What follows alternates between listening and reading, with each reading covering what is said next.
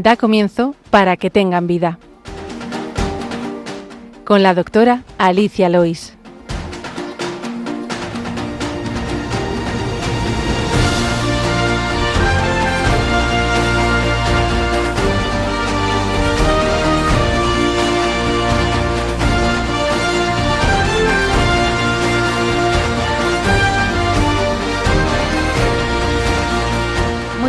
Queridos oyentes de Radio María, bienvenido al programa Para que tengan vida, dedicado a la medicina, a la salud, a la enfermedad. Les hablamos desde Estudios Centrales de Radio María aquí en Madrid. Hoy estoy acompañada por 3 personas que me acompañan aquí en el estudio, que son Ricardo Gómez, que hace poquito estuvo aquí hablando de los antibióticos. Buenos días, Ricardo. Buenos días, Alicia. Pediatra. Gonzalo Ares, también pediatra. Buenos días, Gonzalo. Buenos días, Alicia. Jefe de servicios del Rey Juan Carlos y del Hospital Infanta Elena de Valdemoro de Neonatología, y además profesor de la Rey Juan Carlos y de la Universidad Alfonso X el Sabio. Muchas gracias por venir, Gonzalo, esta primera vez que vienes. Encantado de venir. Y también está a mi lado Enrique Barrio, que es profesor de Biología en el Colegio Tajamar de Madrid y presidente de la Fundación Amigos de Moncole, de lo que vamos a hablar también hoy en el programa. Buenos días, Enrique. Buenos días, Alicia. Fenomenal. Pues en el programa de hoy vamos a hablar de muchas cosas, no va a haber un problema concreto de salud porque vamos a hablar de muchos, pero sobre todo vamos a hablar de la enfermedad de los sistemas sanitarios en África y de un proyecto y hospital que se ha creado allí, el Hospital Moncole, iniciativa tras la beatificación de Álvaro del Portillo, y es lo que vamos a hablar hoy con nuestros invitados.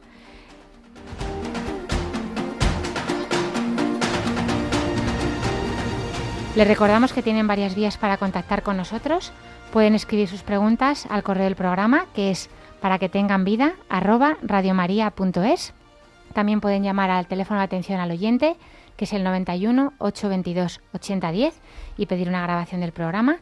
Y muy fácil, encuentran nuestras grabaciones, este podcast y los anteriores, en la web de Radio María, en la sección de programas y podcast, así como todos los programas que se graban en Radio María.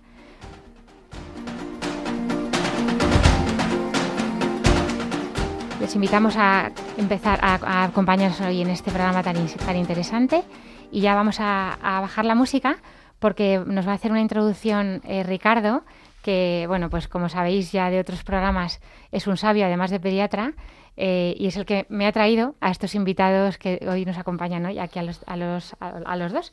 Así que cuéntanos un poquito, pues un poco la referencia a la diferencia entre los sistemas sanitarios que vivimos aquí en Europa, en esta comodidad occidental, y lo que pasa en otro tipo de países con menos recursos. Pues el ejercicio de la medicina y los sistemas sanitarios varían mucho dependiendo de los entornos. Nosotros estamos muy acostumbrados a disfrutar de un sistema sanitario universal que atiende con un nivel muy elevado tecnológico y de procedimientos diagnósticos y de tratamiento, pero a nivel mundial esto no ocurre así, ¿no? Y dependiendo del entorno económico, social, político, dependiendo del tipo de población y dependiendo del tipo de enfermedades también, pues hay diferentes maneras de abordar la asistencia sanitaria, ¿no? Valdría como dato saber que la causa fundamental de muerte en los países del ámbito occidental, en Europa, Estados Unidos, pues son las enfermedades cardiovasculares como primera causa de muerte, y la siguiente sería el cáncer y también los accidentes. Y sin embargo, en los países en vías de desarrollo o subdesarrollados, por ejemplo en muchos países en África en su conjunto, las principales causas de muerte siguen siendo las enfermedades infecciosas, las gastroenteritis, bueno, todavía el VIH, el SIDA, y fundamentalmente una de la que a mí me gustaría hablar como introducción a todo esto que vamos a seguir en el programa de hoy, una que es el paludismo, la malaria. La malaria provoca anualmente en el mundo 600.000 muertes y se notifican aproximadamente unos 200 millones de casos de malaria anualmente en el mundo. Esto es una cifra muy alta y bueno, y nos sitúa, nos pone donde estamos, ¿no? Es decir, que mientras nosotros estamos preocupados por una serie de cosas, con lo cual la asistencia sanitaria, tanto preventiva como curativa, tiene que ir por una parte, en otros sitios, en otros entornos, la manera de prevenir y de tratar tiene que ser otra, ¿no? Y bueno, luego hablaremos...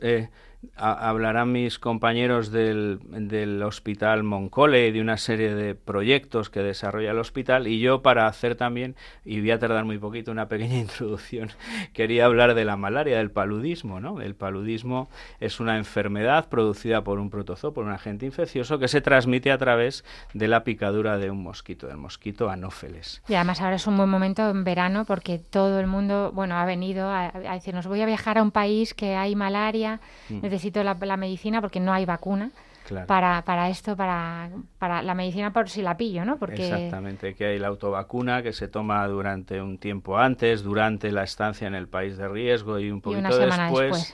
Y que nos protege de una posible infección por el Plasmodium, ¿no? Que así se llama el protozoo que produce la malaria, ¿no? Pero la malaria, que ahora, cuando hablamos de ella, nos resulta una enfermedad, eso, de países, bueno, pues tropicales, exóticos de alguna manera.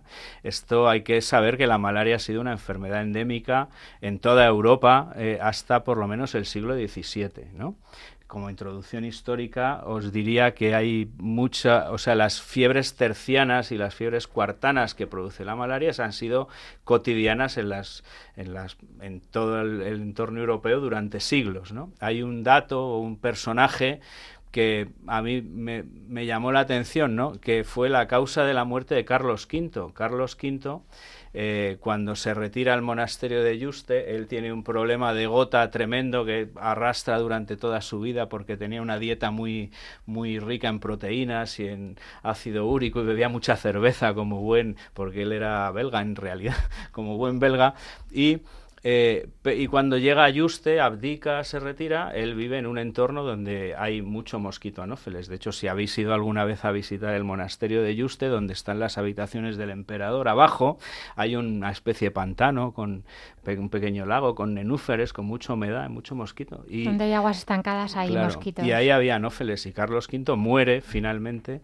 de una enfermedad, de una infección por la malaria, ¿no? Bueno, esto, que no deja de ser un dato, si queréis, anecdótico, también la malaria, y luego hablaremos también de ello, tiene algo que ver con la anemia de células falciformes, ¿no? Dice, ¿y esto cómo se come, no? Bueno, la anemia de células falciformes, como bien sabéis, es una enfermedad que se transmite de manera genética por una variación en la formación de las cadenas beta de la hemoglobina, etcétera, y se transmite de manera autosómica dominante, de manera que el paciente padece la enfermedad si su padre y su madre se la transmiten. Bueno, esto, que es una enfermedad grave, complicada de tratar, que genera mucha morbilidad, y que además nosotros, aprovechando que hay un neonatólogo conmigo, desde hace unos años lo tenemos en el catálogo de las pruebas metabólicas que le hacemos a los niños de screening a los 2 días, la prueba del talón, a los 2 días de nacer. Pues curiosamente es una enfermedad que geográficamente se da en zonas bastante parecidas a en las que se ve malaria, el paludismo, ¿no? Y bueno, las personas que tienen uno de los genes, tienen el rasgo de la anemia falciforme, no la padecen, pero tienen el rasgo, están más protegidos de padecer malaria que los que no lo tienen. De alguna manera, probablemente el desarrollo de la anemia de células falciformes o la mutación genética se puede entender, que puede venir generada como un proceso adaptativo ontogenético por el cual las personas han ido haciendo una cierta protección, ¿no? Bueno, esto luego hablaremos de eso, porque en el Hospital de Moncole una de las cosas que se ve con más frecuencia son las anemias de células falciformes, y bueno, y ahora ellos nos hablarán del proyecto de tratamiento. Y luego, por último, como ya curiosidad estoy, ya termino, el tratamiento de la malaria sigue siendo la quinolona, la quinina. La quinina, a veces asociada con otros fármacos, pero básicamente el tratamiento es quinina, ¿no? Y una curiosidad es que la quinina es una sustancia que se saca de un árbol que es el quino, ¿eh? Y el quino es un árbol que se da en Sudamérica y que en el siglo XVII el Instituto Farmacológico Jesuita del Virreinato de Lima descubrió que en la corteza del árbol del quino se generaba quinina, y esa quinina, aplicada a los pacientes con malaria, les curaba, ¿eh? Y de hecho, la quina o el árbol de la quina es del género de las chinchonas, se llama así, chinchonas. Y esto se debe a que la mujer del virrey del Perú en ese momento tuvo una fiebre terciana, la trataron con quina y se curó. Y la condesa de Chinchón es la mujer del virrey del Perú que se curó con la quinolona, que es del género de las chinchonas. Así que la próxima vez que vayáis a ver el magnífico pueblo de Chinchón, acordaos que esto tiene una historia que data del siglo XVII. Que tuvo la malaria. Exactamente. Bueno, ya hemos hecho la sesión de Historia de la Medicina, no nos ha hecho falta presentarla. Como siempre con Ricardo, es una fuente de sabiduría enorme.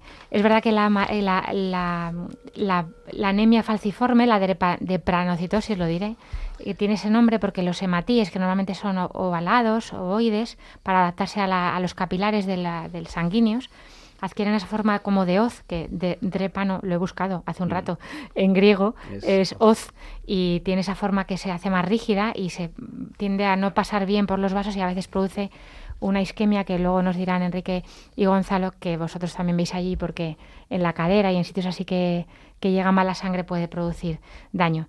Pues si os parece, Enrique, Gonzalo, hablamos del hospital. ¿Dónde está Moncole? Cuéntanos un poquito, si quieres tú, Gonzalo. Es Kinshasa, el Congo, pues, África. Exacto. Yo ya para introducir también, bueno, no me he traído apuntes porque no sabía que Ricardo era un hombre tan sabio y he venido sin preparar, ¿eh? Eso se avisa otra vez. Esto como queda en el podcast, luego te lo apuntas todo. Sí, me he quedado con algunos datos, pero no he tomado nota. Luego, pues yo voy a hablar de cómo llegué allí, así te cuento lo que vi por primera vez. Yo desde hace tiempo conozco a Enrique, que está aquí con nosotros, y desde hace tiempo él me hablaba del hospital de Moncole y yo alguna colaboración tenía así, pero colaboración más esporádica, ¿no? Sí, monetaria se puede decir así. Hombre, siendo el jefe de servicio de 2 hospitales, ¿cómo para colaborar en No, yo soy un pobre hombre. Bueno, yo soy un pobre pediatra, sí. Y un día Enrique me dice, oye, te tienes que venir a Moncole, al hospital de allí de África. Y claro, yo digo, bien, me parece muy bien, pero yo tengo 5 hijos, como tú, creo, ¿no? Sí, yo también. Alicia. Y así que yo no puedo irme a Moncole, te agradezco el ofrecimiento, pero Enrique, que es un tío persistente, me insistió alguna vez más y aún así, fíjate, le di calabazas.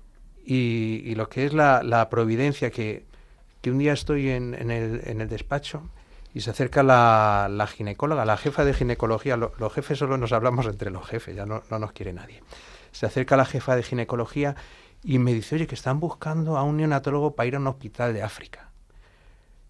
Y casi le contesté lo mismo, bien, pero tengo 5 hijos. Pero bueno, yo le dije que yo no podía. Pero al día siguiente volvió y me dice, oye, mira, que es que me han dicho que aunque sea una semanita, te puedes venir con... Digo, bueno, pues ya pregunto a mi mujer. Y pregunto a mi mujer, oye, ¿me puedo ir a África una semana? Dice, pues claro, mi mujer está deseando ir. Ella todavía no ha ido, pero está deseando. Es médico, también está deseando ir. Y la casualidad de la vida fue que ese hospital de África que yo iba a ir porque me invitó la ginecóloga era el hospital de Moncole, al que Enrique llevaba tiempo diciéndome que a ver si me acercaba. Así que mira, por fin se hizo verdad ese deseo. Está en la República Democrática del Congo, que es en Kinshasa, la capital, que es uno de los países más pobres del mundo. Yo me informé un poquito de eso antes de ir y es verdad que en los listados que se publican, de quién es el más pobre, pues ahí está la República Democrática del Congo. Y bueno, esta es la historia de cómo yo conocí el hospital, del que seguro que nos puede hablar mucho mejor, largo y tendido, Enrique. Muy bien, pues sí. Moncole es un hospital que nació a principios de los 90 por una iniciativa no de la beatificación de Don Álvaro, sino por una iniciativa de Don Álvaro del Portillo, que era el prelado del Opus Dei en ese momento, que, bueno, habían ido algunas personas del Opus Dei al Congo y, bueno, se vio que interesaba, digamos, muchas veces el Opus Dei lo que hace es crear colegios, pero allí, antes de crear colegios, pues interesaba que la gente viviera, ¿no? Claro. Entonces había algún médico por allí y, bueno, y se vio lo interesante, ¿no? Pues el empezar un hospital. Para que nos situemos un poco ahora mismo, Kinshasa, que es donde está el hospital, pues tiene 18 millones de habitantes. Es una ciudad con 18 millones de habitantes. Más o menos, para situarnos, 500.000 de niños están abandonados en las calles, ¿no? Pues porque os han muerto sus padres o por motivos variados pues les han echado de casa, por brujerías, por cosas... bueno, por situarnos, ¿no? Puede haber en todo Kinshasa, para esos 18 millones de habitantes, pues 5 o 6 hospitales, lo que se puede considerar un hospital, ¿no? Luego hay muchos pequeños centros de salud, pero algunos de ellos sin, pues por ejemplo, sin agua, ¿no? O sin electricidad o sin ninguna de las dos cosas, ¿no? Y ahí es donde está Moncole, que no está en el centro de la ciudad, sino que está un poco a las afueras, porque siempre Moncole ha tenido una visión social, ¿no? O sea, no se trata de ponerlo en el centro de la ciudad y que los embajadores puedan ir a un hospital en condiciones, sino que está pues donde vive la gente más pobre y con la idea pues de poderles atender y de curarles pues de todas estas enfermedades que he ido diciendo Ricardo o de muchas que no conocemos, ¿no? Que nos encontramos allí. Yo he visto veces que algunos médicos que han ido para allá les decía, ¿no? que o médicos o enfermeras, ¿no? Decía, vete allí con la idea de aprender, porque aquí, pues a lo mejor decía, me acuerdo de una matrona, decía, pues nadie tiene que enseñarte a cómo hacer tu labor, ¿no? Pero no sé cuántas madres has atendido que tengan paludismo o malaria, ¿no? Entonces, pues seguramente ninguna, ¿no? Entonces, bueno, pues es una forma distinta, ¿no? Pues el hospital lo que pretende es atender a esta gente y al mismo tiempo ser un hospital de referencia, ¿no? Es uno de los mejores hospitales del Congo. Bueno, hay muy pocos, pero dentro de esos es un hospital de calidad y de hecho es el que recomienda pues el Ministerio de Exteriores, tiene ahora acuerdos pues con la Embajada de Estados Unidos. Bueno, es un hospital de referencia y a su vez pues para poder ser social pues tiene como 4 precios. O sea, digamos que depende de la condición social de la persona que va, pues se le cobra unas cosas u otras, ¿no? Entonces, pues hay habitaciones individuales por si quiere ir un ministro y tal, pues lo paga.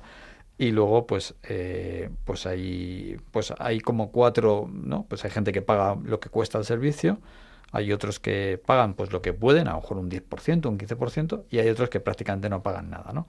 Y se trata pues de atender a todas estas personas, ¿no? Nosotros tenemos un proyecto así por dar un ejemplo, ¿no? Un proyecto que se llama Forfait Mamá desde hace muchísimos años, en el que se atiende a mujeres embarazadas, ¿no? Mujeres que si no las atendiéramos, pues acabarían teniendo a su hijo en su propia casa y muchas veces, pues a lo mejor no les hubiera visto nunca un médico, ni por supuesto les hubieran hecho ninguna ecografía, ¿no? Y nosotros, pues les pedimos una cierta cantidad, un poco irrisoria, pues para que queden enganchadas al proyecto realmente. Y se les hace pues 3 ecografías, las consultas médicas que necesiten y se les atiende en el parto, incluso pase lo que pase, si hay que hacer una cesárea o el niño nace prematuro, en cualquier caso se les atiende y lo pagamos lo pagamos con los donativos que recibe la fundación, ¿no? Y a ese proyecto pues más o menos hay unas 250, 300 mujeres al año, ¿no? que pasan por este servicio, ¿no? Bueno, esto más o menos explica lo que es el hospital, por no enrollarme más. No, nos encanta que nos contéis porque, bueno, pues también por conocer la patología que soléis ver allí, distinta quizá, en tu caso, Gonzalo, a la que puedas ver aquí en Madrid, en España. ¿Qué cosas te has encontrado con neonatos que dices, pues es que esto no lo había visto nunca o esta situación, cómo la hemos resuelto porque aquí no tenemos los medios que tengo en España? Claro, a mí inicialmente yo cuando me llamaron no sabía bien a qué iba, ¿no? A neonatología, pero a qué. Decía que quieren implantar, allí hay una neonatóloga, la doctora Casadi, y claro, en el Congo yo me acuerdo un día tuvimos unas jornadas y vino el presidente de pediatría de la República Democrática del Congo, ¿no? Estuvimos hablando y le preguntaba yo, oye, ¿cuántos pediatras sois en el Congo? Me decía, hay unos 200. Digo, bueno, pues 200 pediatras hay solo, ¿no? Pocos parecen, ¿eh? Sí, yo creo. Sí, claro, te da lo que decías tú también, ¿no? Cambias un poco la perspectiva de las cosas. Lógicamente, no hay que aspirar a tener 200 pediatras, pero a lo mejor tampoco nos tenemos que quejar tanto, porque es que solo hay un pediatra para 200 niños, ¿no?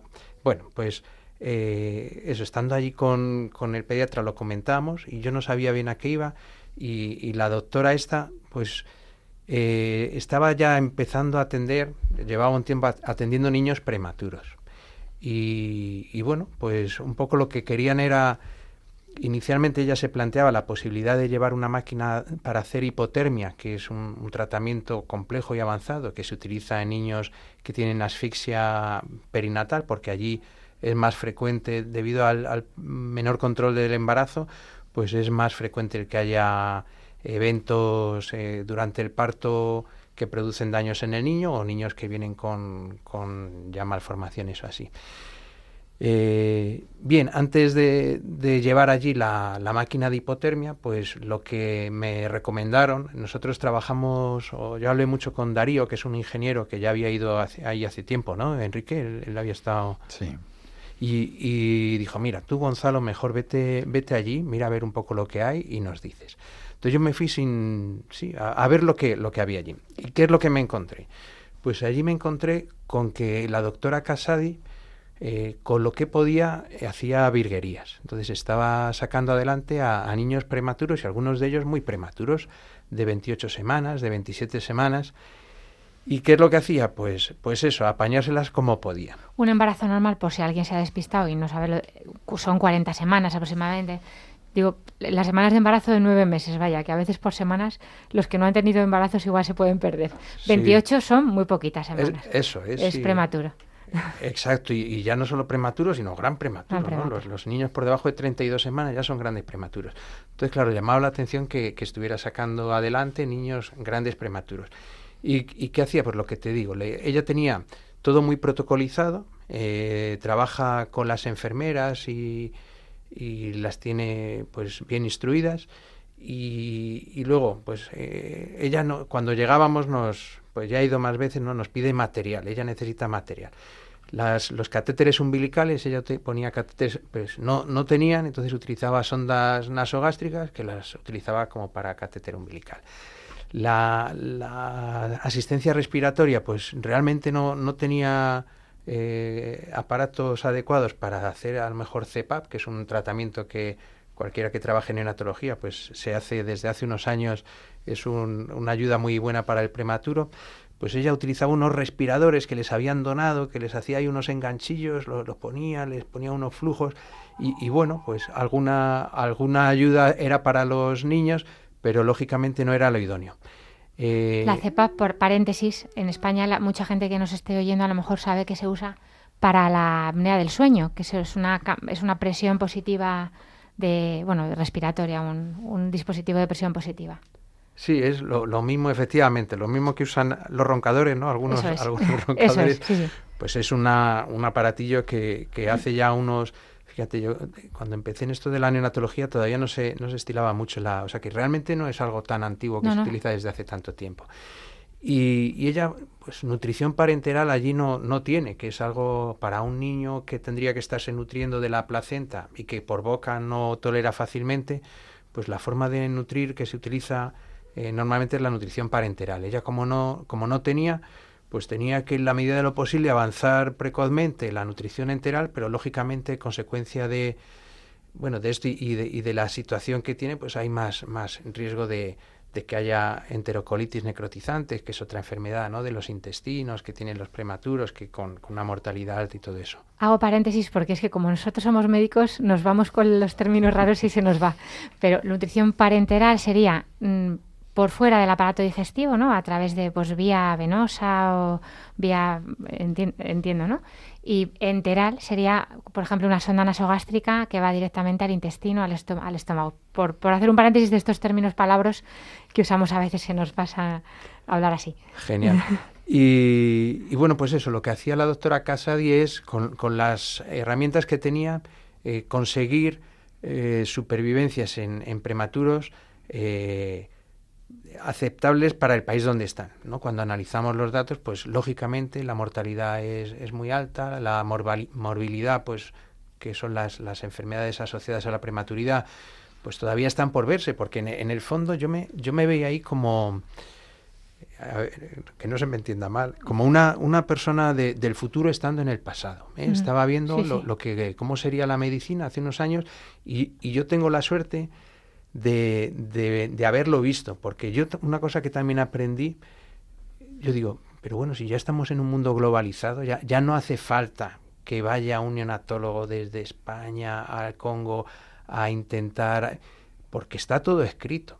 Pero te das cuenta que es diferente que las cosas estén escritas y que lo puedas leer a que tú hayas tenido la experiencia, ¿no? Entonces, a lo mejor, ella desde su perspectiva, viendo que la mortalidad era muy grande en la asfixia perinatal, pues le parecía que quizá había que poner el foco ahí, pero tal vez desde fuera para mí era más evidente que quizá había otras prioridades sobre las que nos pusimos a trabajar.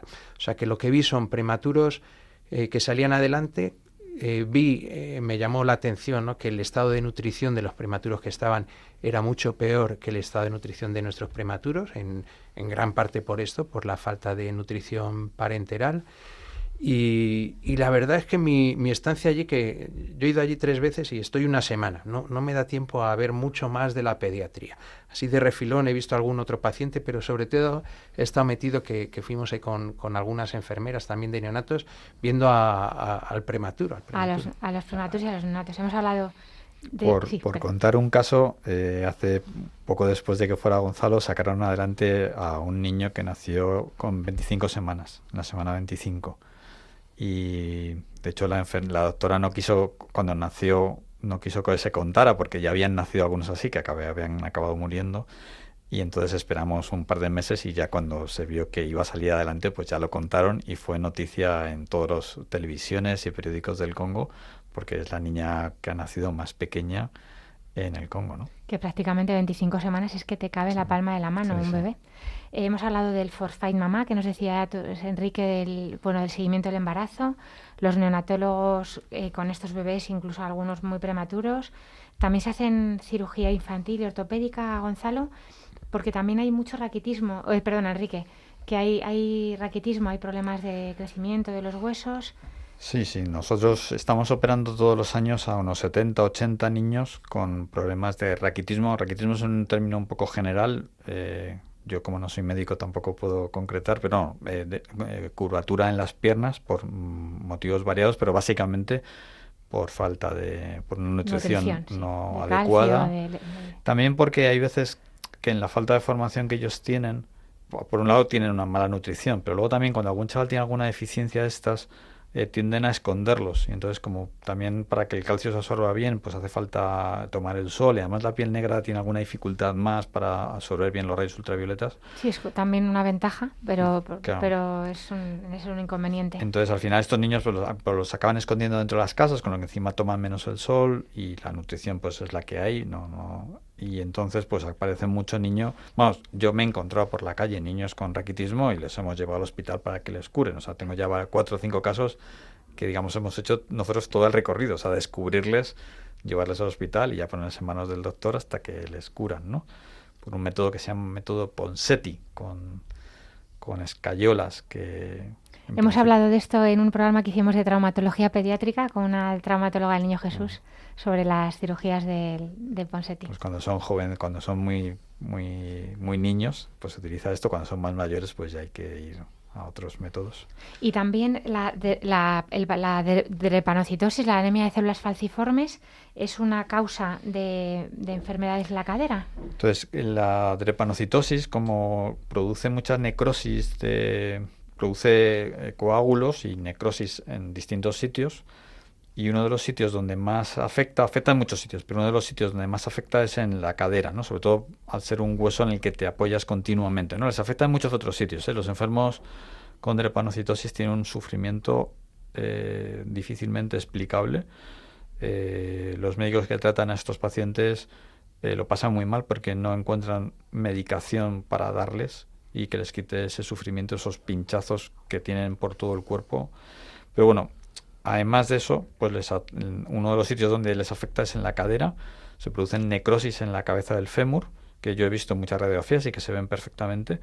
Y tenemos un proyecto con el doctor Barro, que es un médico de Valdebrón, de Barcelona, que lleva yendo allí durante los últimos 7-8 años, y va allí 2 veces al año y opera pues cada vez que va pues a unas 15 personas, que suelen ser chavales jóvenes de pues entre 18 y 25 años, que yo he estado con algunos antes de la operación y que prácticamente no pueden andar y que han tenido que dejar pues todo, han dejado los estudios o el trabajo o lo que cada uno estuviera haciendo, y que esto les cambia la vida porque en nada, es que le operan y a los 3 días están andando perfectamente. Y nada, y hacemos esas operaciones con este doctor de Valdebrón. Además hay algunas empresas que nos regalan las prótesis y gracias a esto pues hacemos que sea un poco asequible, ¿no? Que se pueda realizar, ¿no? Desde luego, cuidados por la providencia. Ahora hablaremos también un poquito pues de los valores del hospital, que me gustaría que me contarais, pero como estamos ya en el ecuador del programa, vamos a hacer una pausa para dar un respiro y os traigo una canción de Paola Pablo que se llama Aquí estoy, que dice, me ha gustado, me he acordado de vosotros eligiéndola porque dice la letra, ya veréis, quiero caminar contigo nuevos caminos que abran a la vida. Esto desde luego son nuevos caminos que abren a la vida. Esta es la idea del proyecto. Y quiero vivir con sentido regalando todo lo que he recibido, que bueno, pues todo vuestro saber y vuestro tiempo también, pues de esto se trata. Paola Pablo, aquí estoy. Quisiera escuchar quién soy yo para ti. Quisiera encontrar para qué estoy aquí. Quiero caminar contigo por nuevos caminos que abran a la vida. Quiero vivir con sentido, regalando todo lo que he recibido. Me has creado, me has llamado, y yo aquí estoy.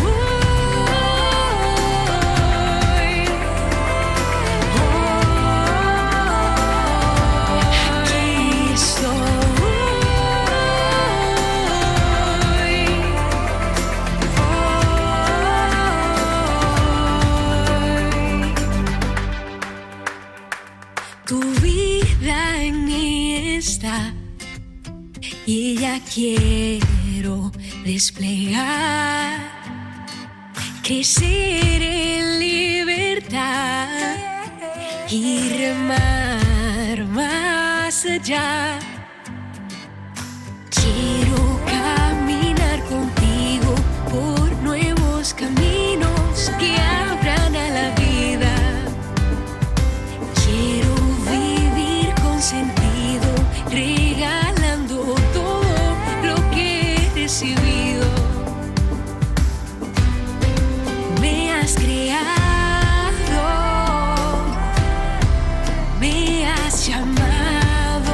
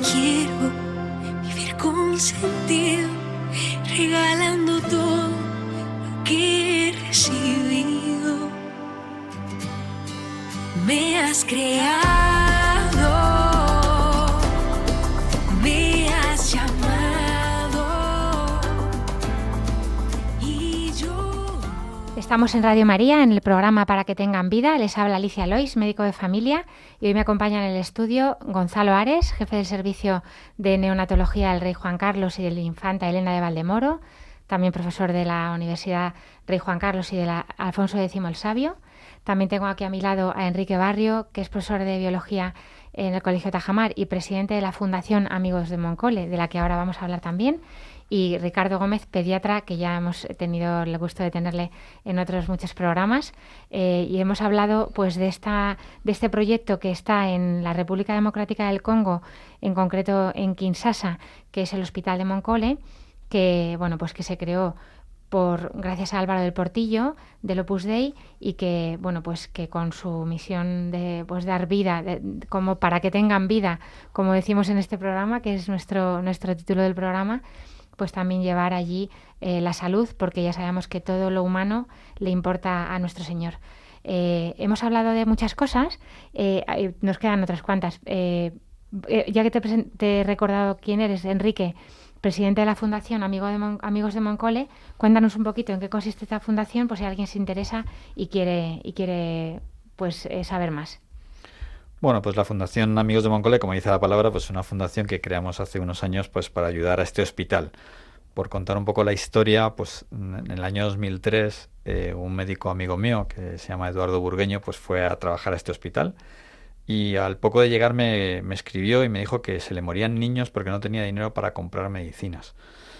Y bueno, yo se lo conté a los chavales de mi colegio, de mi clase, y se emocionaron y montamos una recaudación en el colegio, ¿no? Pasamos por las clases contando esto, les pedimos unas fotos y empezamos pues un pequeño proyectito de nada, ¿no? Pero ese pequeño proyectito pues fue creciendo. En el año 2012 pues fuimos allí a ver a Eduardo y a ver lo que estaba haciendo allí, y a partir de ahí pues ha ido creciendo y han ido conmigo pues más de 200 personas. Y bueno, y nos quedamos muy, muy flipados con este hospital, ¿no? Por ejemplo, descubrimos que cuando yo fui, era el único hospital del Congo que daba comida a sus enfermos. Ahora ya hay, o sea, lo bueno de Moncole es que es un hospital que va creando ejemplo, ¿no? Para los demás, pero en ese momento era el único hospital que daba comida a sus enfermos. O sea, en el resto de los centros de salud o de hospitales, pues era muy típico, y de hecho todavía la gente pues lo sigue haciendo así, ¿no? Pues lleva comida a sus familiares, ¿no? Por eso nos ilusionó mucho y nada, y poco a poco ha habido mucha gente que nos fue ayudando y acabamos pues creando la fundación, ¿no? Y dentro de lo que hacemos desde la fundación pues apoyar toda esa parte social del hospital, ¿no? Principalmente pues conseguir que el hospital pues pueda seguir siendo social, que pueda salir adelante, y financiamos pues todos estos casos que hemos ido contando, ¿no? Nos hemos contado también que el hospital tiene 3 pequeños centros de salud, que son lo que llaman antenas médicas, que están son centros de salud primaria, que están en las zonas más pobres alrededor del hospital, pero en la zona en la que vive la gente pues que se dedica a la agricultura, que muchos pues sus hijos no van al colegio, que viven pues con $1 al día. Y entonces se pusieron estos centros de salud con la idea de acercar la sanidad, porque a veces esta gente no se atreve a ir al hospital, porque ven un hospital tan grande y ellos ganan $1 al día, que no se lo pueden gastar más que intentar comer ese día ellos y sus hijos, que no se plantean ir al hospital. Entonces intentar acercarles la sanidad, se crearon estos pequeños centros de salud muy cerca de donde ellos viven, y se les cobra, pues nada, una cosa simbólica, ¿no? Para que os hagáis una idea, pues del orden de 40 céntimos de euro, pues una consulta médica, ¿no? Lógicamente esto está muy subvencionado, pero es que si no lo haces así, pues no van, ¿no? Hay veces que muchas familias tienen que plantearse algunas veces si el dólar que tienen, pues se lo gastan en ir al médico porque el niño lleva toda la noche tosiendo o comer ese día. Y entonces, bueno, pues decidimos apoyarles en que pusieran los precios más bajos. Se les cobra algo para que lo valoren, pero el precio más bajo posible, para que no tengan que decidir entre esas dos cosas, ¿no? Y las medicinas igual, las medicinas se les cobra un 25% de lo que cuestan, y bueno, y gracias a eso pues ha habido muchas mujeres que han acudido a estos centros de salud, mujeres embarazadas, hay varios días que se dedican solamente a mujeres embarazadas, niños con malnutrición, y bueno, y ya se está instaurando, ¿no?, esta idea de que vayan al médico, ¿no?, y que al hacerlo asequible pues sí que ya están yendo, ¿no? Desde la Fundación también habéis promovido proyectos como el Eliquia, que bueno, aquí nosotros damos por hecho que nos hacen nuestras citologías para ver si hay para detectar el cáncer de cuello de útero, pero vosotros allí lo habéis promovido porque no había, me imagino. Cuéntanos. Sí, muchos de estos proyectos, como el que he contado antes de operaciones de cadera, surgen porque hay un médico que está dispuesto a ir allí y que se echa un poco a la espalda pues un proyecto, ¿no?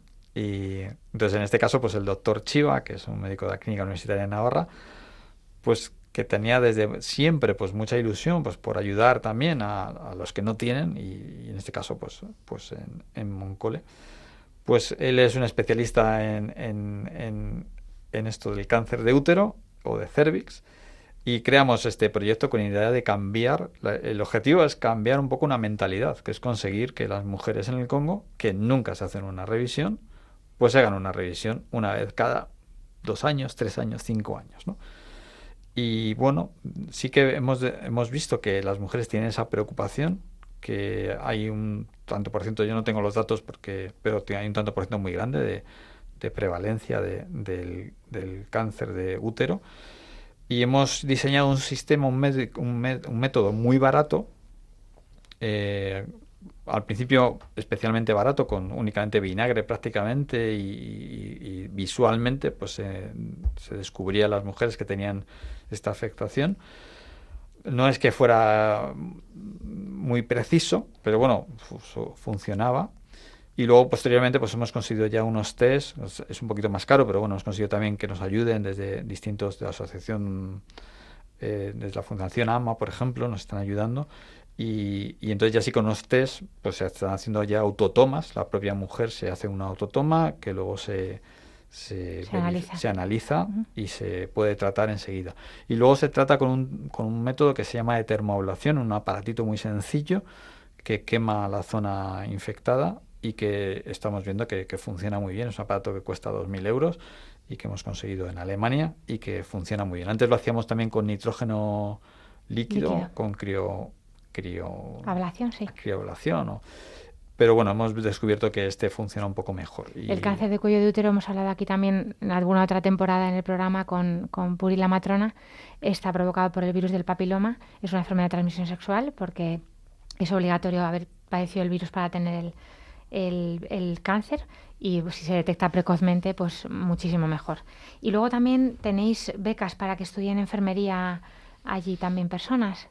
Sí, o sea, yo llevo yendo allí en verano pues los últimos 12 años, desde el año 2012, y en este periodo pues nos hemos encontrado pues muchas otras realidades, ¿no? Entonces una de ellas es que el propio Moncole pues tiene una escuela de enfermería que es quizá la mejor escuela de enfermería del Congo, con mucha diferencia.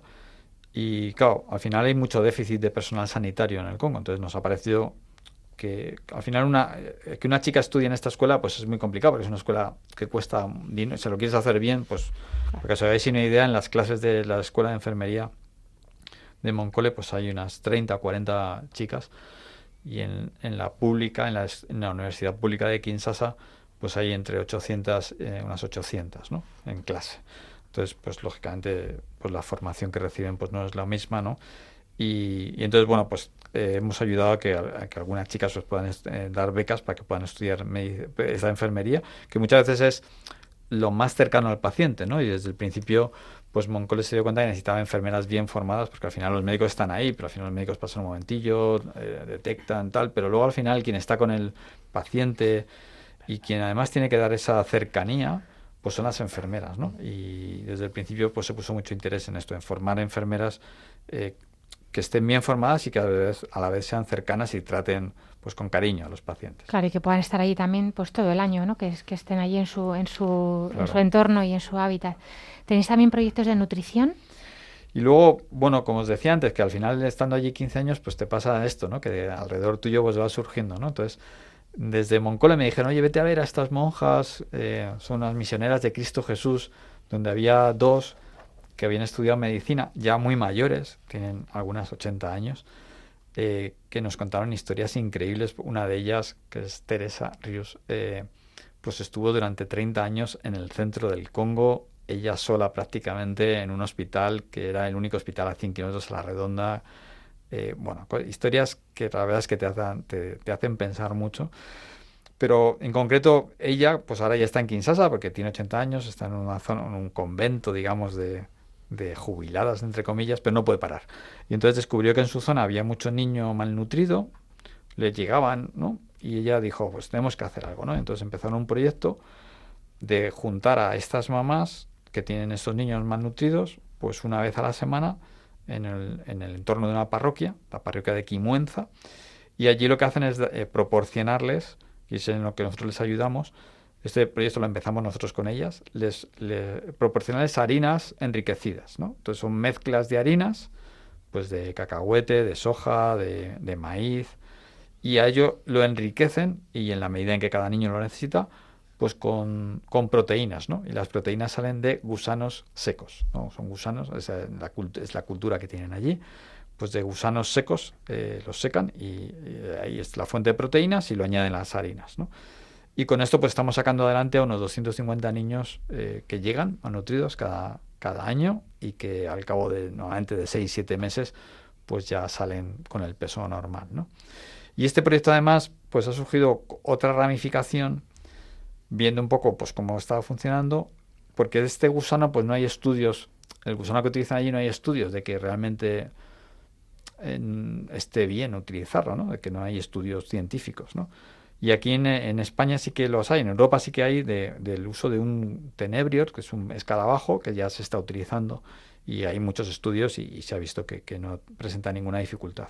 Entonces ha surgido un proyecto que se llama el Proyecto Sante, en el que estamos intentando ver si es posible este escarabajo llevarlo al Congo y que fuera y trabajarlo, criarlo allí y con él hacer distintas harinas con las que se podrían hacer incluso galletas o introducirlo en algunos otros alimentos y que fuera esa fuente de proteínas que podría venir muy bien para que estos niños malnutridos pues salgan adelante. Mi experiencia es que siempre que voy a un poblados que a lo mejor están a 15, 20, 30 kilómetros de Kinshasa, te das cuenta de que todos los niños de 5 años para abajo tienen tripita y están niños que están por malnutridos. La hipoproteinemia que tienen las bajas proteínas. Falta de proteínas. Sí, hacen unas citis, el líquido en la tripa, por esa falta de proteína. Y en esos poblados es que podemos decir que el 100% de los niños menores de 5 años, de 5 años en adelante o 5, 6, 7 años, sin embargo, pues ya eso lo superan y están muy fuertes, ¿no? Pero los niños pequeños lo ves en casi todos. Es muy típico además que cuando tiene un hermanito pequeño, la madre empieza a lactar al hermanito y entonces el hermano más mayor de 3, 4 años se empieza a desnutrir. Yo eso lo he visto en otros sitios que he estado de misión, pero en República Dominicana pasa exactamente igual también. Y ya, bueno, estaba pensando, yo he hecho medicina familiar y comunitaria, esto sí que es medicina familiar y comunitaria, o sea, nutrición de todos los aspectos, ¿no? De cómo se cuida a la persona en todo su entorno, ¿no? Es una maravilla, la verdad. Esto sí que es medicina más allá de la consulta, que ya hicimos un programa sobre esto, pero vamos, en África esto es llevado al extremo. Sí, precioso. Al final cuando estás allí, todos estos años que he estado allí descubrimos muchas realidades, ¿no? Y por ejemplo, estos últimos años, pues por las tardes, pues descubrimos que había un pequeño orfanato cerca del hospital y entonces un orfanato que es un señor que ha decidido pues acoger a 11 niños que son niños de la calle y les ha acogido en su casa y nosotros los utilizamos, pues íbamos allí a jugar con ellos realmente, ¿no? Pero nos enteramos, por ejemplo, de que no iban al colegio porque el señor no tenía dinero para escolarizarlos, ¿no? Entonces, pues desde el verano pasado les tenemos escolarizados, ¿no? No es un proyecto médico, pero bueno, quién sabe, ¿no? Ahí saldrá algún médico más adelante. Si Dios quiere, claro que sí, ojalá. Y ya, bueno, vamos a finalizar como hemos empezado. La enfermedad de células falciformes se puede hacer un tratamiento, y ya lo ha mencionado Enrique, lo dolorosa que es por esta isquemia, bueno, los tejidos que produce pues esa falta de riego y esas microroturas de los vasos, porque no llegan bien, esos hematíes no están adaptados a los pequeños capilares de la circulación final y tienen dolor por propia isquemia, ¿no? Porque no le llega bien el oxígeno a los tejidos. Y hay una cosa que se llama la plasmaféresis, que es como una limpieza de la sangre. De hecho, en el programa que hablamos de los leucocitos, la hematóloga Ariana nos habló un poquito de este tema. Y bueno, es que la Asociación Española de Pediatría os ha aportado una máquina de plasmaféresis. Aquí pues está en todos los hospitales, ¿no? Los servicios de hematología lo tienen, pues se limpia la sangre como el que limpia el suelo, pero es una cosa muy, muy, valiosa y que no en todos sitios está. Y la Asociación Española de Pediatría os la ha aportado. Cuéntanos un poquito de esto, Enrique. Pues los médicos que están allí con este tipo de enfermos, pues les preguntaba pues qué necesitaban y nos dijeron que una máquina de plasmaféresis y nada, y hemos pedido ahí una subvención a la Asociación Española de Pediatría y efectivamente pues nos ha dado esa subvención que no llega a cubrir toda la máquina, pero bueno, ya estamos intentando conseguir el resto. Y nada, pues dentro de unos meses pues tendremos esa máquina y seguramente servirá para esto, para limpiar un poco la sangre de estos enfermos y que no hagan tantos colapsos, digamos, y que tengan menos dolores y poco a poco a ver si conseguimos que no sea tan doloroso para ellos, ¿no? Qué bien. Ricardo, perdóname, ¿nos cierras un poquito ya como guinda final, antes de despedirnos, todo esto que acabamos de empaparnos aquí de alegría? Porque yo me voy con el corazón esponjado totalmente de oíros. Sí, la verdad es que es muy interesante. Yo, que conozco Moncole, porque Gonzalo ha ido a Moncole y Enrique en su táctica de ir percutiendo siempre a los que estamos alrededor. A mí ya me ha invitado varias veces a Moncole, pero todavía no he ido. Me parece que voy a acabar yendo, porque por vista la experiencia voy a terminar yendo, ¿no? Pero sí que es verdad que todo este panorama que habéis traído aquí, pues me parece que efectivamente es una gota de agua en un océano inmenso de necesidad, de pobreza y que estáis tocando muchas cosas y estáis aportando ahí, pero una gota de agua fresca que además con un planteamiento desde un punto de vista también cristiano, que no solo hace posible tratar la enfermedad o la miseria humana, sino también además intentar hacer que las personas adquieran una dignidad que viene de la mano de toda esa del poder tener asistencia sanitaria, de mejorar la nutrición, de escolarizar, de formar, etcétera. A mí me parece que Moncole es una maravilla. Y de eso hemos querido hablar hoy también, para tener un pequeño contraste, ¿no? Un gran contraste entre los que vivimos en la parte buena del mundo, en la parte cómoda, en la parte bonita, y las personas que están viviendo una realidad muy diferente, pero que gracias a Dios hay personas, hay fundaciones y hay proyectos que les ayudan a ir mejorando sus condiciones de vida, ¿no? Yo os veo aquí, me encuentro como rodeada de los buenos samaritanos que os llevan hasta la posada, les pagan al posadero para que les cuiden, les alimenten, les sanen y pues como también pues la cultura claramente cristiana pues hace mejor el mundo, o sea, es así. Yo me voy muy, muy emocionada, muy tocada y también pues con la intención de no quejarme y de vivir mejor también las quejas de, claro, los pacientes que yo padezco, ¿no? Y que quiero mucho también, ¿no? A los míos, pero cuántas veces la queja de cuánto retraso hay en las consultas, cuánto esto no está financiado, esto no me lo cubre, pues tengo la lista de espera, ¿no? Pues cuántas veces se nos olvida la suerte que tenemos y pues que en otras partes del mundo ni siquiera se puede uno plantear esta situación, ¿no? Enrique Barrio, Gonzalo Ares y Ricardo Gómez, muchísimas gracias por vuestro ratito, por dedicar vuestro tiempo también aquí en Radio María, que también como el martillo os he liado para que vengáis este ratito. Muchas gracias a José Luis Lois en el control de sonido, a todo el equipo de Radio María, sin el cual no sería posible este programa. Y, por supuesto, a los oyentes por habernos acompañado un día más. Les recordamos que pueden escribirnos sus preguntas, también sus dudas, y si quieren más información sobre este proyecto y esta fundación, a paraquetenganvida@radiomaria.es. También encontrar nuestros podcasts en la sección de Radio María de podcast y programas. El programa es Para que tengan vida. Y nos volveremos a encontrar, si Dios quiere, en 2 semanas, el lunes a las 12:30, después de la hora intermedia, 11:30 en Canarias. Les animamos a continuar en la sintonía de Radio María y que Dios les bendiga.